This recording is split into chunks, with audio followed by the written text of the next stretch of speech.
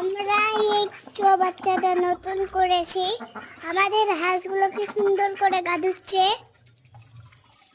আপনারা যদি এইভাবে চৌবাচ্চা করেন তাহলে খুব সহজেই হাঁস পালন করতে পারবেন।